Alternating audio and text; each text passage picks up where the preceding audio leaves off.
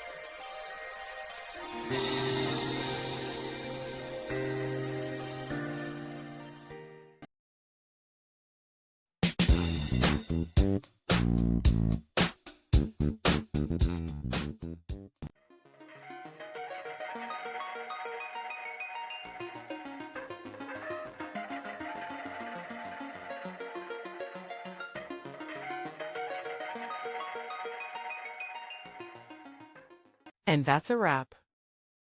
I hope you found the answer you were looking for.